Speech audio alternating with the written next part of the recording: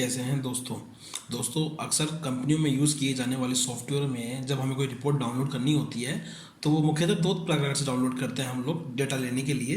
और भी बहुत तरीके से डाउनलोड होती है रिपोर्ट, लेकिन अक्सर जो प्रयोग में लिए जाते हैं वो या तो नोटपैड में डाउनलोड की जाती है रिपोर्ट या फिर एक्सेल फाइल में रिपोर्ट डाउनलोड की जाती है। नोटपैड में डाउनलोड करने से फ़ायदा दोस्तों ये होता है कि उसकी साइज़ कम होती है और इजीली सेंड हो जाता है, जबकि एक्सेल में थोड़ी फाइल हैवी हो जाती है। तो मान लीजिए ऐसे में अगर हमें इस तरह का कोई नोटपैड में डेटा मिला है जिसे हमें एक्सेल में इस तरह के नॉर्मल प्रारूप में हमको लेके आना है, तो या तो दोस्तों हम ऐसे कर सकते हैं कि एक एक टेक्स्ट को कॉपी करें और फिर पेस्ट करें, तो ये काफ़ी लेंथी प्रोसेस हो जाएगा। इसकी बजाय हम एक दूसरे का यूज़ कर सकते हैं जो सेकंडों में काम होता है। तो क्या करेंगे, हम इसके लिए इसको सिलेक्ट करेंगे, डेटा को पूरे को नोटपैड डेटा को सिलेक्ट करेंगे, बैक जाएंगे, तो एक बार इसको पूरे को क्लीन कर देते हैं वापस समझने के लिए।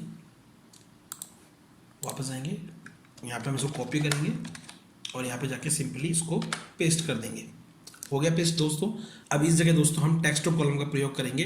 टेक्स्ट टू कॉलम के अंदर क्या होता है, वो इसको एक सेपरेटली अलग अलग कर देता है जैसा आप उसको डायरेक्शन देंगे। तो इसके लिए या तो हम शॉर्टकट तरीका यूज़ कर सकते हैं, तो Alt+A+E टाइप कर सकते हैं, ऐसे भी डायरेक्ट खुल जाएगा।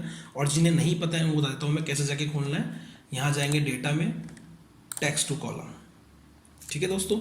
यहाँ पे आएगा डेलिमिटेड आएगा ऑप्शन, इस पर क्लिक करेंगे, नेक्स्ट क्लिक करेंगे और यहाँ पे काफ़ी ऑप्शंस दिए हुए हैं देखिए दोस्तों।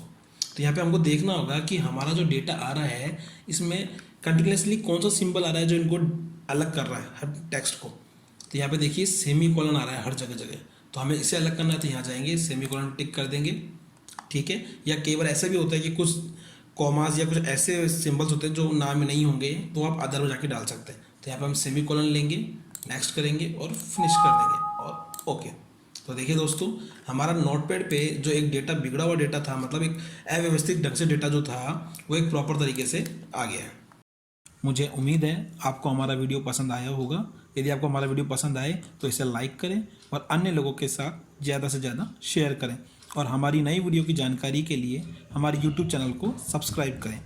धन्यवाद।